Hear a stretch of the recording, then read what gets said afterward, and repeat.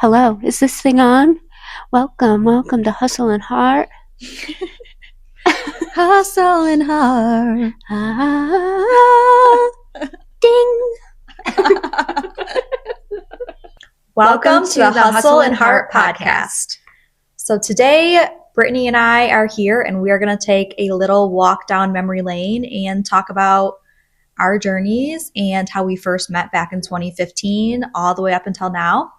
And I think if you would have told us we'd be running a real estate company back in 2015, we definitely would not have believed you. Not at all.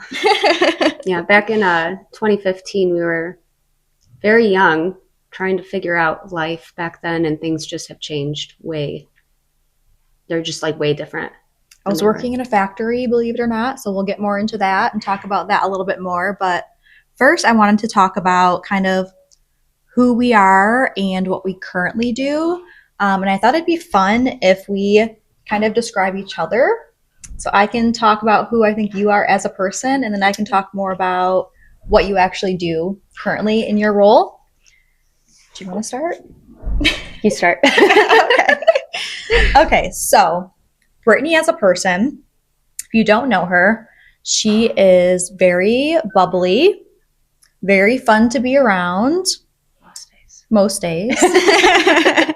She just makes everyone feel really comfortable being around her. She doesn't make you feel stupid, even if you might feel stupid. She just makes you feel really comfortable and just really easy to be around.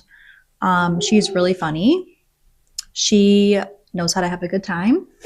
It's always a good time if Brittany's around. And she's a really understanding, non-judgmental person, for sure. And I would say she probably knows me the best out of anyone. Maybe even my husband. I don't know. Pretty close. So I think that's who you are as a person. Well, thank you. So if I had to describe you as a person, I would say that you were basically born to guide people and help people.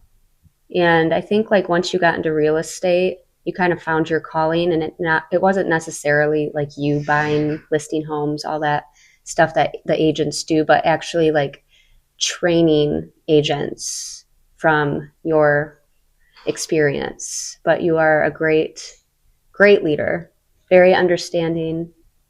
You're super nice. I don't think you have a mean bone in your body, which is why I think we make a good team, because where you lack, I make up for, and where I lack, you make up for. But I just think you're all around just a genuine person. You have everyone's best interest at heart, and I just love being your friends. Oh, thank you. Okay, so apparently a lot of people don't actually know what you do every day. They don't. Even though it's a lot of things. So I'm going to kind of give an overview of your job. So Brittany is the director of administration. It's kind of what we call it, but she wears a lot of different hats. You have to tell me if I'm missing anything, because I'm sure I will. So one thing Brittany does is she does all of the agent onboarding. So when a new agent joins, she sets up all of their accounts on the back end. She helps train them on processes, handles all their paperwork and things like that. That pretty much covers onboarding, I think, right? Mm-hmm. She does a lot of agent support, so a lot of agents reach out to her for help and random questions. Accounting is probably, I think, the one that takes up the most amount of time. Maybe I'm wrong. Most stressful. Most stressful, Math definitely. was not my strong suit. You do great with it. Yeah, I'll leave it at that. So she handles all of our commissions and payouts, so making sure all the numbers are correct, paying out agents for their commissions, some other accounting stuff too, like paying for different accounts and services and things like that. Social media. Yes, that's a big one. So she manages our Full Circle Real Estate Group Facebook page. Let's see. A lot of just random things in there too, kind of just wherever she's needed, event planning. It's one of my favorites. Yeah. I like to do a lot of like team bonding things, and I have a lot of things set up for this year, so I'm really excited. I feel like that mainly covers it. Mm-hmm. A lot of different hats. Yes. That's why when people ask me what I do, I'm like, a little bit of everything except sell houses. Yeah. I am licensed. I just rather not. Yep. And slowly you've just been kind of handling more and more and kind of taking over more from me, I think, because you started out just as a transaction coordinator. Even then, I didn't know anything about real estate. You took a huge chance on me, which was scary, but I feel like I know a lot now. It's been, 5 years since? Yeah. You've seen a lot. Yes. A lot of learning opportunities. Yes. You can describe what I do, but I feel like it's going to be much shorter. Corbin puts out the fires. There's a fire, she's putting it out. No, she spends hours on trainings and tries to book them out into like the entire year. She does her rookie roundtables every Wednesday morning, and we have our monthly kickoff meetings. We just have a lot of valuable trainings that she makes herself, and she spends a lot of time on it. But yeah, so she does the training, she helps agents out, she reviews people's offers, she answers any questions they might have, make sure all documents are submitted to certain people. A lot of the big picture business things. She does get 1,500 texts in a weekend. Well, it was actually Monday through Friday. I had received 1,500 texts, so that's not even like texts I send out either. You were probably like 1,400 out of 50. I text you so much. I'm like, gosh, she's probably annoyed of me. Yeah, I would say I get a lot of agent calls and texts, which probably takes up the most time. That and planning the trainings, I would say. Yes. So yeah, that pretty much covers it for what we currently do. Brittany has Corey that helps her a lot with the transaction coordination side of things and admin things. So she's taken a lot off of your plate, and you've taken a lot off of my plate. Yes, she's an angel. We love Corey. Yes, we do. So Corbin, when you were doing real estate, then you're like, oh, I'll get my broker's license and just start my own brokerage. Why did you choose to step away from selling and buying houses for people? Well, I think I started to see that my time was going more towards helping agents. And I think if I was out there still doing a high volume of sales, that would take away from me being able to help my agents, even on a low level when I had a small team. So I kind of just started transitioning into giving my team the business and only focusing on helping agents, because if I were out there selling homes, like I said, I don't think I could fully be present for my agents. That makes sense. Why do you think you don't have any interest in doing real estate? Because I know you have a real estate license, but you don't want to sell real estate. I do not. It is fun in some aspects, but I am more of the person who'd rather be on the back end of things, helping things run smoothly and making it as easy as possible for all the agents. I just spend so much time focused on the brokerage itself as a whole, and I just want to see it thrive. And I think I enjoy that more than actual real estate. Mm-hmm. So I think I want to do kind of the walk back to memory lane where we let people know how we met, because people think that when you first started working here, that's when we first met. And it's actually not. So we can talk more about how we met and how our life has changed so much since then. Yeah. So 2015, Corbin and I were on completely different paths. And I don't know if it was like you posted something on Facebook or how I even crossed your path, but you were looking for a babysitter for Ezra and Isaiah, sorry. You're looking for a babysitter for Isaiah. And that's where it led me, was to Corbin. And ever since then, we kind of just developed a friendship out of it. But I started off babysitting for Isaiah back in 2015. I was living in Bancroft and Corbin was in Durand. And you were working at the Aldi factory around then. I was in the dental field, so it was kind of just extra for me in a way. But I was not paying you very much at all. Like, I don't know how that was worth it, even your gas, because I could not pay. I feel like it was like a few dollars an hour or something, because I was making like $14 an hour, and I was like, I'm rich. Like, this is like, you're like, this is the life. This is the life. but I didn't make it there very long. I just liked coming over. It was just, we just clicked instantly. But I mean, I think it's what I needed at that time in my life because it was just me and my girls, and I was kind of at a low spot in my life. And I don't know, I think our paths crossed for a reason. Mm-hmm. That was like my first job after like being a stay-at-home mom for a little bit. Yeah, I feel like Corbin was put into my life for a reason. I feel like you were just someone I needed, especially at that time. And then I got to learn how compassionate you were and how... Clean my microwave. I did clean your microwave. It needed it. I remember you told me that Cody came home and was amazed. It looked brand new, and you guys had no idea how I did it. I think that was the last time I cleaned that hard because now I hate cleaning. So that was back in 2015. It didn't last that long. I didn't make it in the factory very long. I started my cleaning company shortly after that. And then we kind of just stayed like acquaintances on social media. And then in 2019, you listed your house with me. I did. And then you bought a new house. I did. So that kind of like introduced each other into our lives again. And then I would say in like 2021, was it? I put an ad out there. I had like 5 people on my team, I think, and we needed a transaction coordinator to kind of help behind the scenes. So I put an ad out there on Facebook, and I remember you slid into my DMs. Slid right on in there. You did. And I don't even think I did any other interviews. I don't even know if I interviewed you. I was just like, yeah. I think you just asked me, when can you start? I'm like, Probably. no. So how did you feel about your job at that time? With you? Yeah, and did you think that it would turn into what it has turned into? No, not at all.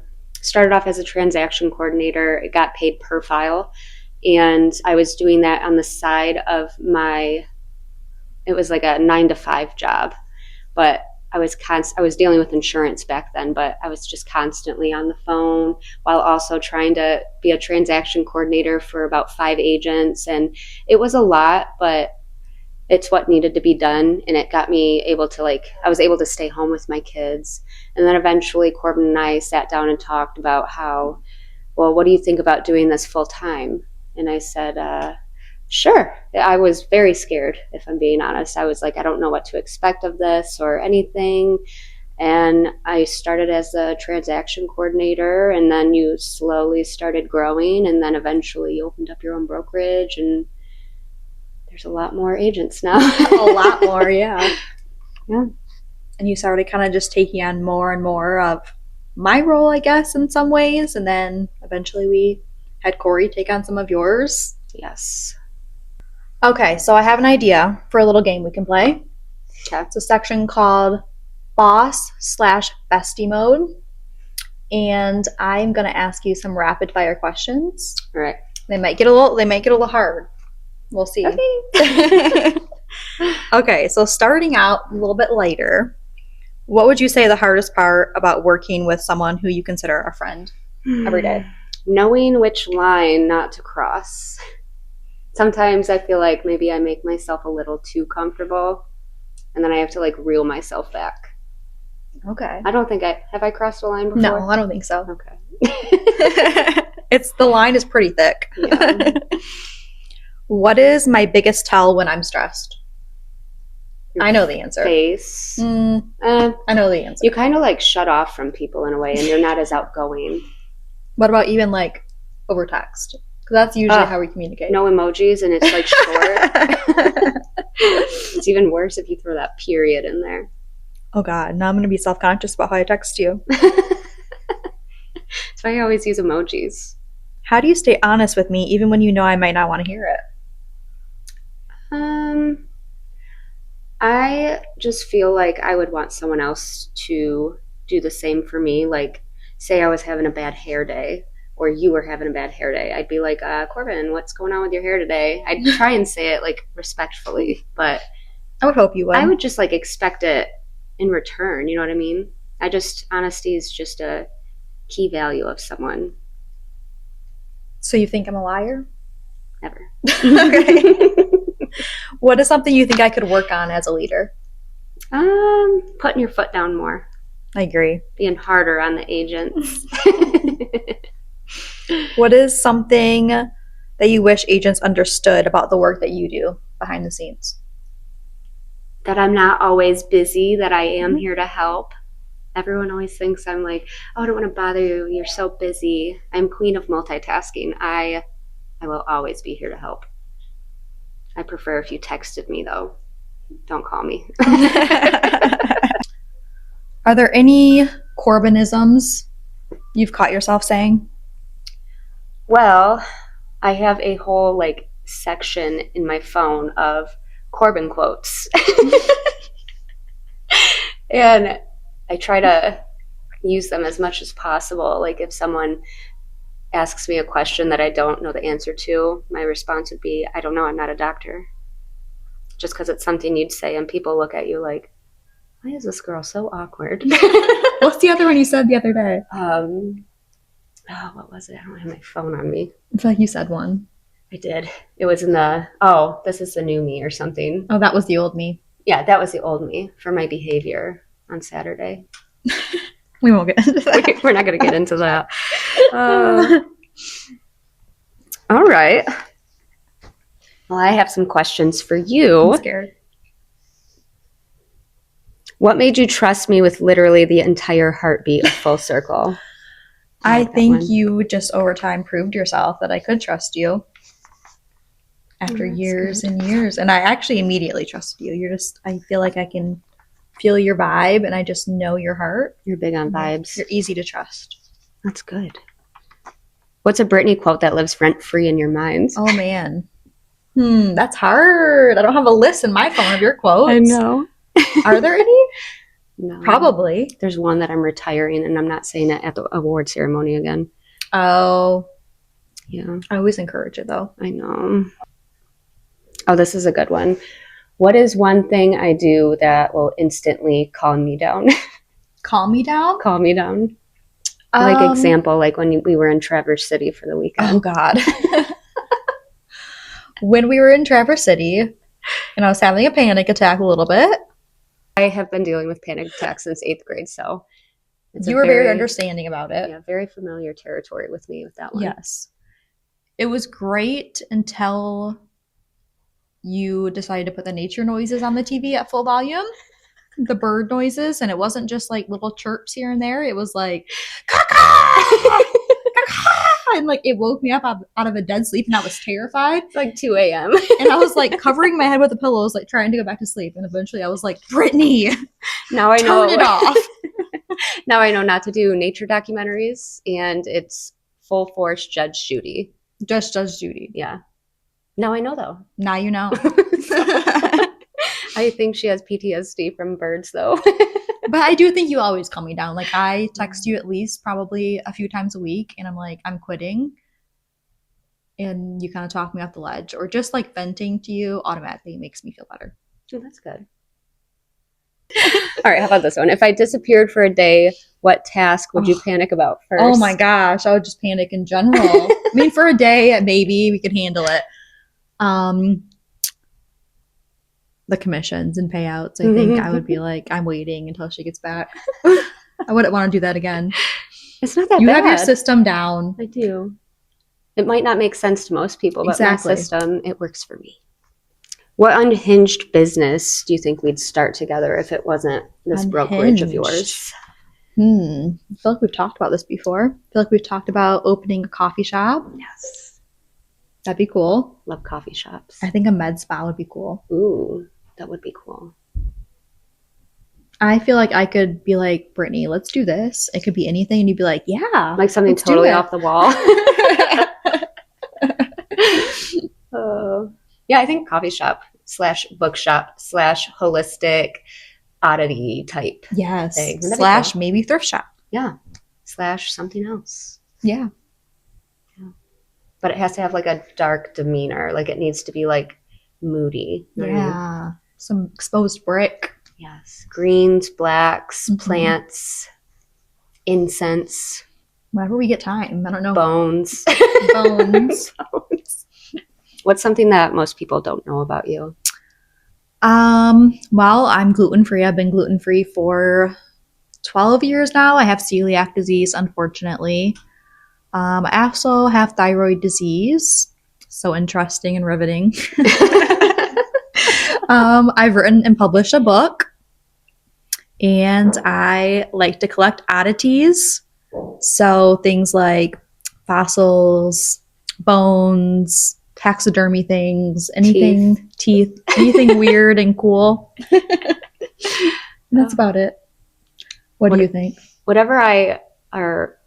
So, okay, so sometimes we'll go like shed hunting, they call it, like the racks on deer and stuff. Mm-hmm. And sometimes we'll find like skulls of things. So if I do, I'm going to bring one over. Oh, yes. I love skulls. Yes, it'll be nice. What do you think people wouldn't expect about you? I like hunting. Turkey hunting's my favorite, but my husband, kids, and I, we deer hunt, turkey hunt, pheasant hunt, goose hunt, duck hunt. We like walleye fishing, specifically walleye. And fun fact, I don't ever buy any meat from the store unless it's chicken. But anything else we kill and we process it ourselves and we eat it. So anytime I have like cow, it just messes my stomach up. I'm a straight venison girly. I love steak. Ooh, you have to have Justin's duck or even his venison steak. The tenderloins. That's like Lexi on our team. She does not eat fish, but when she comes over, she eats Justin's fish. She said it tastes like chicken nuggets. Maybe I would like it because it's the fishy taste I don't like. Yeah. Most people, it's usually like texture, kind of like squishy in a way. Yeah. More of the fish taste for me. Yeah. Yeah, it's not fishy at all. I think some of the struggles I've overcame in life, well, for starters, I did not know how to adult at all. Like 19 years old and I get slapped with a medical bill and I was like, what the heck is this? And my dad had to remind me like, yeah, you have bills to pay. You're an adult now. And I'm like, what? I didn't know I was getting bills. Like, I didn't know you were paying bills of mine. I was just totally clueless. I feel like I was unprepared. I don't know. I feel like just certain friendships and relationships I've had in the past have gradually made me like a stronger person. And I don't know, ever since I got with Justin, I mean, he teaches me a lot, but I feel more confident and I feel stronger. I feel like I can stand up for myself and other people and stay humble. So since you are also a young mom. I still am. Still are. We're young. Do you think you could relate to like any of that? Yes, definitely. I mean, I had my first child when I was 19. So I definitely was thrown into adulthood. I mean, I was living on my own before that. But definitely getting pregnant at 19 is like a big reality check. It kind of forces you to grow up. It wasn't planned, but we weren't being responsible at all. So not surprising that it happened. And then I had a really complicated pregnancy. First, I was told like he would be born with a bunch of issues and only one kidney. And then they said the next ultrasound, oh, we found his kidney, everything's fine. And then come to find out when he was born, he actually didn't have a kidney. So I had a very traumatic birth. Serious question. Your other two kids, did you go back to that same doctor? No. Oh, good. No, I did not. I would have panicked. Yeah, so I wasn't expecting like him to be born with any issues at all. But even the birth itself was traumatizing because there wasn't time for me to get an epidural. You know how bad that is to have a natural birth, especially when you're young. Did that with my second born and she's sassy. Oh gosh. Yeah, so that was like traumatizing, and I had like 12 people in the hospital room with me. At one point, I think the neighbor was there, and I'm like, why is everyone in here while I'm giving birth? Like, it was really uncomfortable for me, and I didn't have like boundaries to say I didn't want all those people in there. Yeah. Like I do now. And then immediately they were like, something's wrong with him. Like, he's not swallowing. He needs to be airlifted to U of M.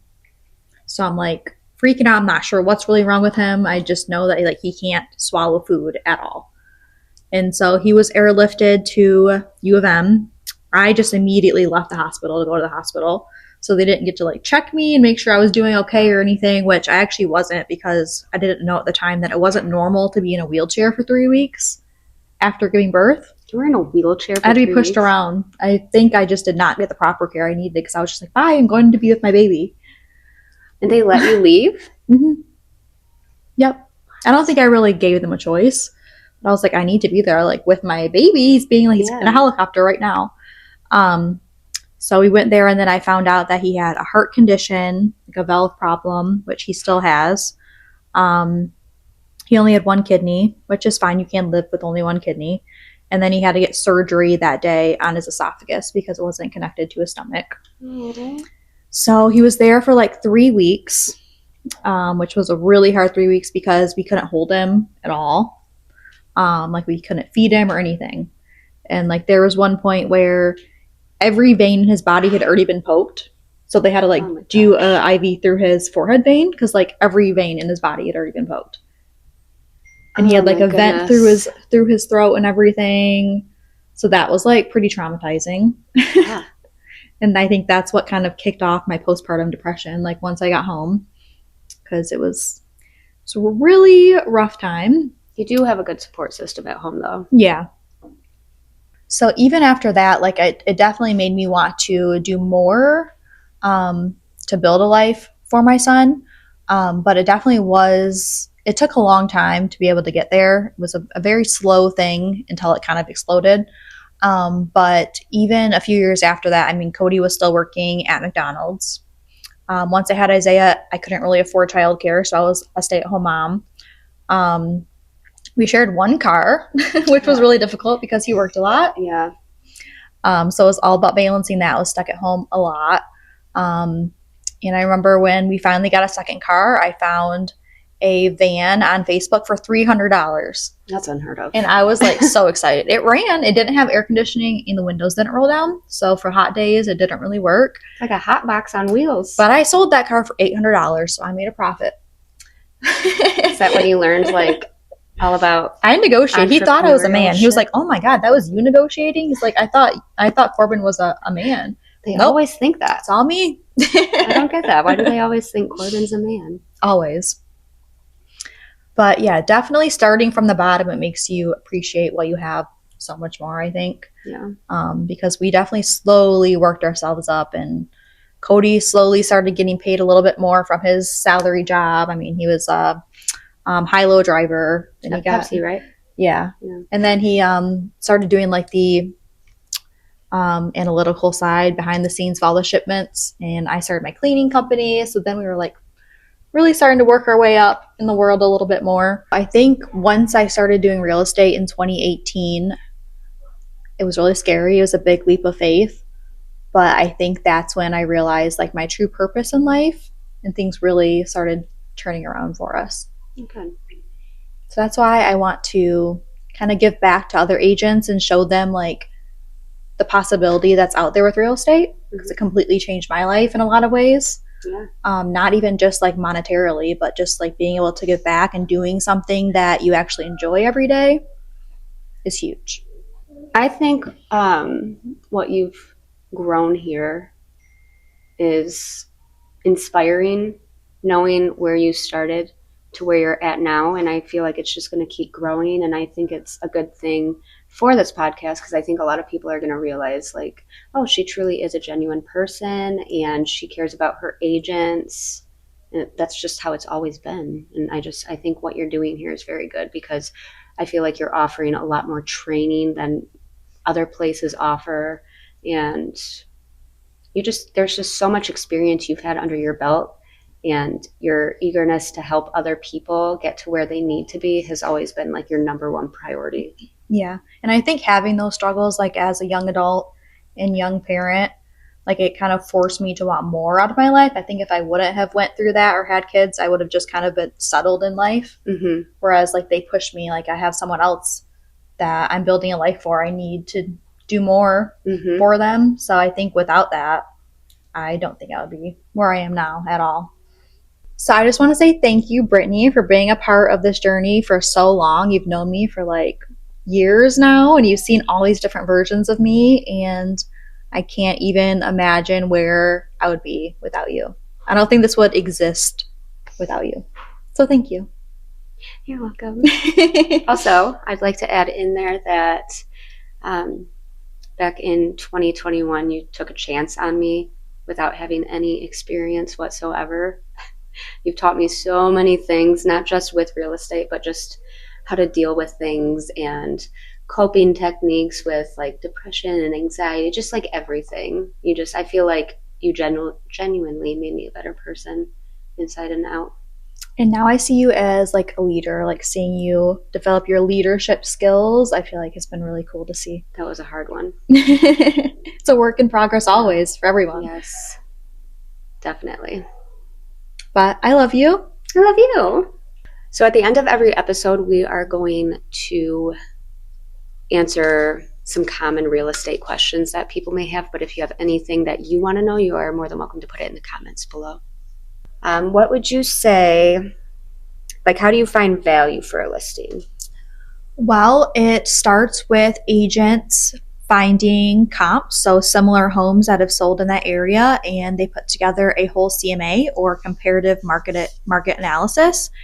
And they do some adjustments. They find similar homes, what they're selling for in that specific area, and that's how they come up with a price for the home. Why would you think it's important to like shop around for lenders?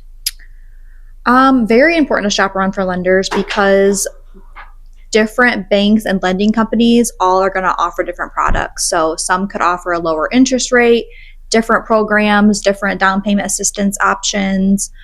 So it's always good to compare your options and go with whatever you think will make the most sense for you. And I'm going to ask you, Ooh. What do you feel the most important training is for agents? I mean, I'd say all of the trainings that are provided at Full Circle are all very important, but I think the one that sticks out most to me would be going over all of the documents, making sure they're compliant.